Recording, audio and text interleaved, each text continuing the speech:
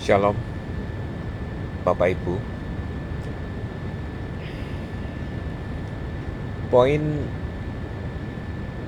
tentang mata rantai keselamatan, mata rantai emas keselamatan itu sudah 3 kali saya sharingkan secara berturut-turut, Bapak Ibu ya. Memang bukan di satu TikTok yang sama ya, Bapak Ibu ya. Di TikTok yang awal saya sharingkan tentang mata rantai keselamatan. Lalu di versi keduanya saya jelaskan tentang mata rantai emas keselamatan versi lengkap. Nah, di dalam sharing saya yang ketiga tetap dengan tema yang sama, yaitu mata rantai emas keselamatan versi yang paling lengkap. Jadi saya merasa tidak sreg ya pada waktu saya menjelaskan atau mencoba untuk mengungkapkan menurut pandangan saya mengenai mata rantai emas keselamatan.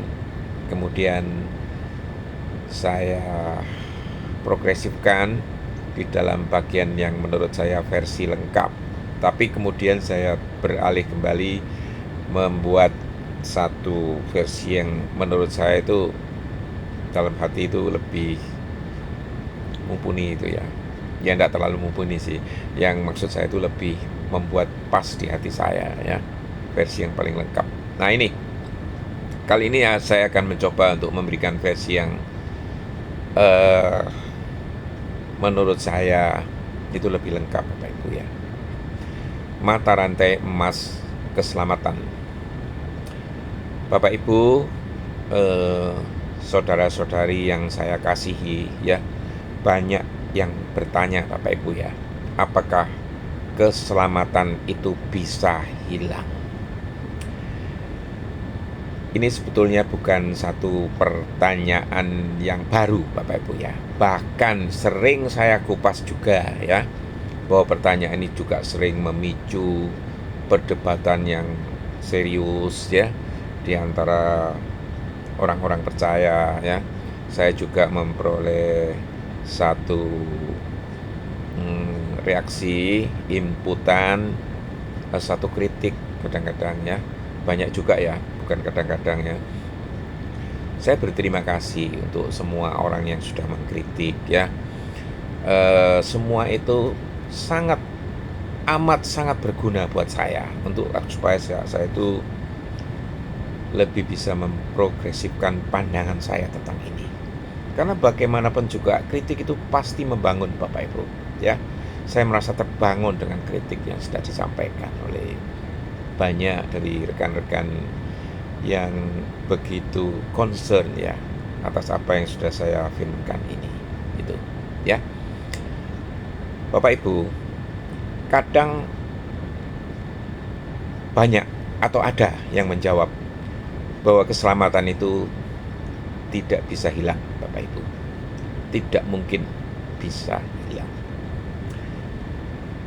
Pasti ada juga yang menimpali begini Bapak Ibu. Oh, kamu itu orang reform ya, pengikut Calvin ya. Saya tahu alasan kamu pasti begini kan.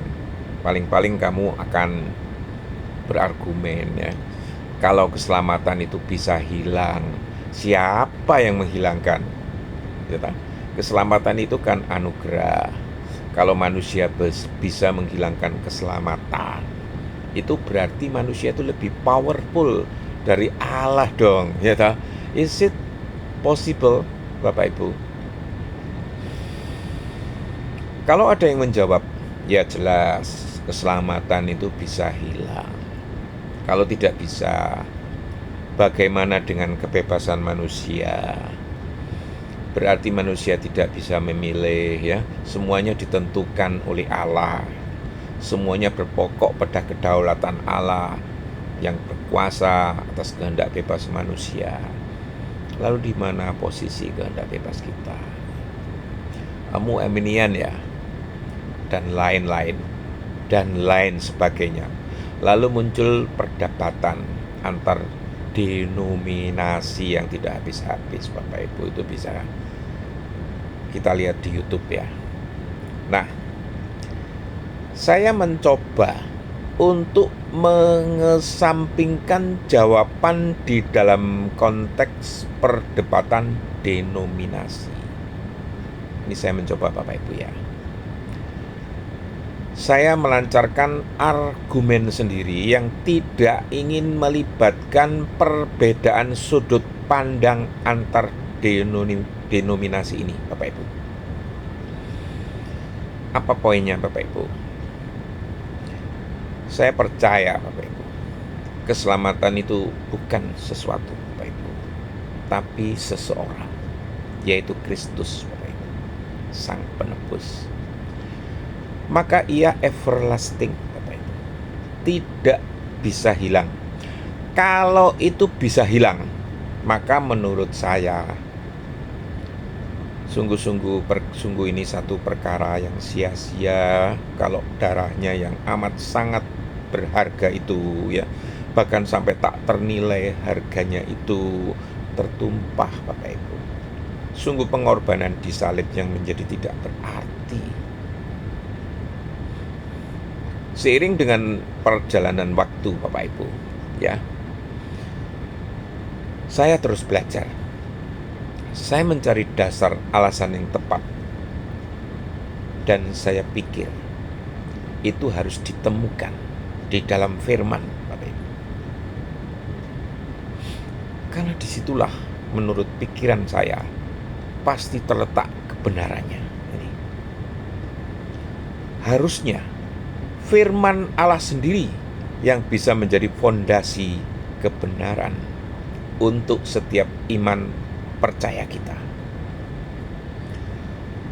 Maka sampailah saya ke ayat firman Tuhan di dalam kitab Roma pasal 8 ayat 29 dan 30, Bapak Ibu.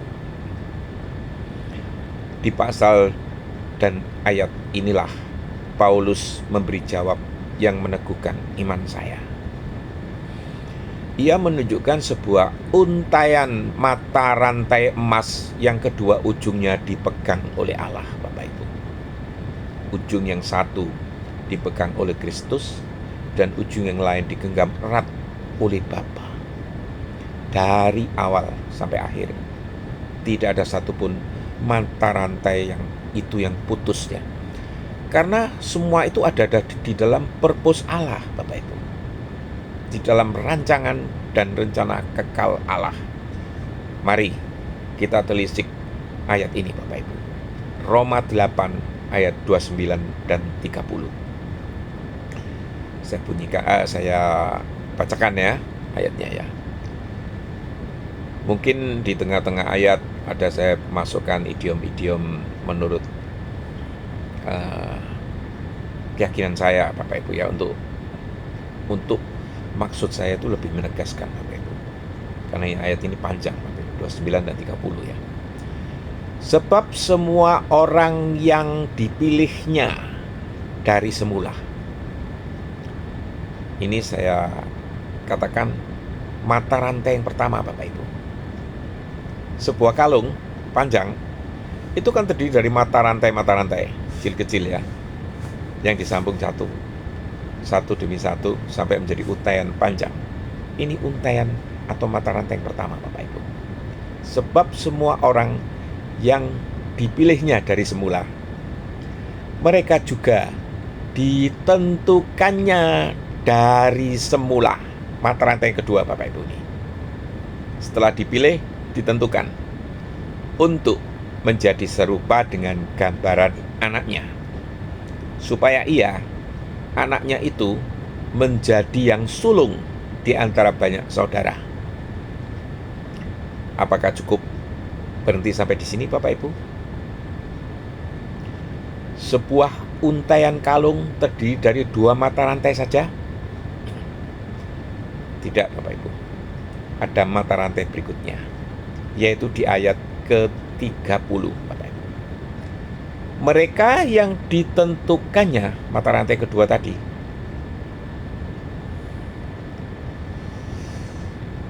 mereka juga dipanggilnya, Bapak Ibu. Inilah mata rantai yang ketiga, Bapak Ibu. Dipilih, ditentukan, dipanggil. Cukup 3 mata rantai ini saja? Terus Bapak Ibu, ada mata rantai lain lagi. Dan mereka yang dipanggilnya, mereka itu juga dibenarkannya. Inilah mata rantai keempat, Bapak Ibu. Sudah? Ternyata belum juga, Bapak Ibu. Selanjutnya, dan mereka yang dibenarkannya, mereka itu juga dimuliakannya. Mata rantai yang terakhir, Bapak Ibu. Mata rantai yang kelima. Inilah Bapak Ibu, 5 mata rantai dari sebuah kalung keselamatan yang Allah anugerahkan kepada kita. Sebuah kalung yang indah, yang menghiasi hidup keselamatan kita. Yang kedua ujungnya dipegang oleh tangan-tangan Allah. Nah, siapa yang mampu memutuskan mata rantai ini? Anda mampu? Mata rantai yang pertama itu bernama foreknew. Allah lebih dahulu mengenal kita. Kata mengenal bukan sekedar informasi yang artinya tahu, tapi mengerti, Bapak Ibu. Mengenal, mendalami, sekaligus memaknai adil dan kasih-Nya di dalam Kristus dari kekekalan, sejak kekekalan sampai kekekalan, Bapak Ibu. Kita ini disayang sekali, Bapak Ibu ya. Bahkan jauh sebelum kita ada. Kok bisa? Yeremia 1 ayat 5 mengatakan, sebelum aku membentuk engkau di dalam rahim ibumu, aku telah mengenal engkau. Mata rantai yang kedua disebut predestinate. Kata ini sering kita dengar, Bapak Ibu ya. Selengkapnya predestination itu. Setelah Allah mengenal kita, Allah menetapkan tujuan kita. Apa itu? Serupa dengan Kristus. Ini loh tujuan akhir Allah, supaya kita ini serupa dengan Kristus. Inilah favor dan purpose Allah untuk kita, menyerupai Kristus, menyerupai gambarnya, Bapak Ibu. Predestinasi bukan semata-mata soal siapa yang masuk surga atau neraka, tapi lebih dari itu, tentang apa yang Allah ingin kerjakan di dalam hidup kita, orang percaya ini, membentuk kita supaya serupa dengan anaknya. Efesus 1 ayat 5. Ia telah menentukan kita dari semula untuk menjadi anak-anaknya. Sekarang mata rantai ketiga, Bapak Ibu. Namanya calling, panggilan. Allah memanggil kita melalui kabar baik, yaitu Injil, Bapak Ibu. Siapa yang mendengar kabar baik masih tetap tidak merespon, niscaya ia tidak baik-baik saja. Ada panggilan luar yang dinamakan external calling, yaitu kabar Injil. Berlanjut dengan panggilan dalam, tergantung respon Anda terhadap panggilan pertama ini, yaitu internal calling. Di sini Bapak Ibu, Roh Kudus bekerja untuk mereka yang merespon maksud ini, meskipun tidak banyak, ya. Akibatnya banyak yang dipanggil, tapi sedikit yang dipilih. Dipilih, kenapa bukan memilih? Karena sebelum dipilih, Bapak Ibu, sudah harus ada respon tekad kuat untuk mengikuti Dia. Itu bocoran soalnya, Bapak Ibu ya. Siapa yang merespon panggilan ini? Yohanes 10 ayat 27. Domba-dombaku mendengarkan suaraku. Andakah domba-domba Allah yang dimaksud? Mata rantai keempat, Bapak Ibu. Justified, pembenaran. Saat kita percaya, Allah membenarkan kita. Status kita dari tidak benar menjadi benar, dari musuh Allah menjadi anak-anak Allah. Ini bukan karena perbuatan baik kita, Bapak Ibu, tetapi karena anugerah Kristus disalib. Roma 8 ayat 1. Sebab kita yang dibenarkan karena iman, kita hidup dalam damai sejahtera dengan Allah. Mata rantai yang terakhir Bapak Ibu, mata rantai yang kelima, glorified, pemuliaan. Pada akhirnya Bapak Ibu, klimaksnya Allah memuliakan kita. Glorified atau pemuliaan, kata ini ditulis Paulus di dalam bentuk past tense Bapak Ibu, seolah-olah sudah terjadi. Kenapa? Karena Paulus dan seharusnya kita semua percaya bahwa janji Allah itu pasti Bapak Ibu, tidak mungkin gagal dan tidak bisa tidak terjadi. Inilah jaminan kekal Allah bahwa anak-anaknya akan bersamanya di dalam kemuliaan. Buktinya Bapak Ibu, Filipi 2 ayat 21, Kristus akan mengubah tubuh kita yang lama menjadi serupa dengan tubuhnya yang mulia. Bapak Ibu dan saudara-saudara sekalian yang terkasih, rantai emas keselamatan ini menunjukkan bahwa keselamatan itu berasal dari Allah, dijaga oleh Allah, dan disempurnakan oleh Allah. Kedua ujung mata rantai sama-sama dipegang oleh tangan Allah. Tangan siapa coba yang bisa merenggutnya dari genggaman tangan Allah kita?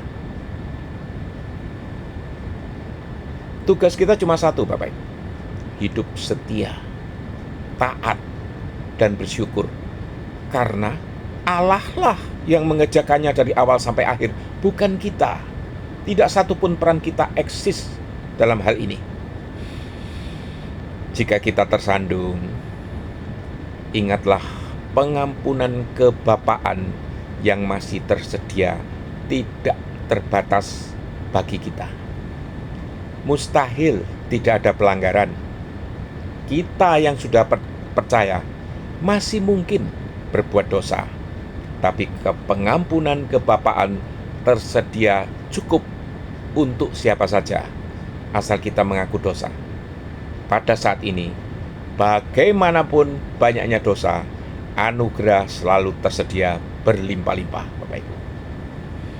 Jadi mereka yang takut kehilangan keselamatan, ingatlah, rantai emas ini tidak bisa dipatahkan. Keselamatan tidak mungkin bisa hilang. Kalau hilang pun, bukan keselamatan itu, melainkan mungkin Anda sendiri yang terhilang. Bayangkan, ada sebuah rantai emas yang dipegang oleh Allah. Rantai itu terdiri dari 5 mata rantai utama, yaitu foreknew, predestinate, calling, justified, dan glorified. Rantai itu dibuat bukan dari besi biasa, tapi dari emas murni kemuliaan Allah. Kuat, indah, tidak bisa berkarat. Allah sendiri yang memegang rantai itu dengan genggaman yang erat.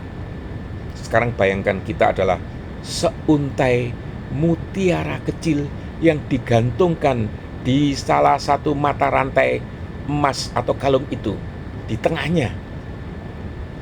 Elegan bukan? Sebagai untaian mutiara kecil, kita merasa digoyah-goyahkan kalau kalung itu digerakkan oleh badai kehidupan kesana kemari, Bapak Ibu. Tapi kita tidak akan pernah jatuh, dijamin Bapak Ibu, karena rantai emas itu dipegang oleh tangan Allah sendiri. Tidak ada satupun musuh, iblis, bahkan kelemahan hati kita sendiri yang bisa memutus rantai itu. Paulus menegaskan, sebab aku yakin bahwa baik maut maupun hidup, baik malaikat-malaikat maupun pemerintah-pemerintah, baik yang ada sekarang maupun yang akan datang, atau kuasa-kuasa ataupun sesuatu makhluk lain, tidak akan dapat memisahkan kita dari kasih Allah yang ada di dalam Kristus Yesus Tuhan kita. Roma 8 ayat 38-39. Kita bisa merasa lemah Bapak Ibu, tetapi rantai emas keselamatan Allah tidak bisa putus. Keselamatan kita bukan bergantung pada kuatnya pegangan kita kepada Allah, tetapi pada kuatnya pegangan Allah atas kita. Karena itu kita dipegang untuk hidup dengan penuh iman percaya sejati kita, dengan ketekunan, sebab masa depan kita sudah dijamin pasti di dalam Kristus. Bapa di surga, terima kasih karena Engkau telah mengenal kami sejak kekekalan, menetapkan kami untuk serupa dengan Kristus, memanggil kami melalui Injil, membenarkan kami oleh darah Yesus, dan akan memulihkan kami pada akhirnya. Teguhkan terus iman kami Bapa, supaya kami sanggup berjalan di dalam syukur dan kesetiaan, sampai saat kami berjumpa denganmu di dalam kekekalan. Di dalam nama Yesus Kristus kami berdoa. Amin.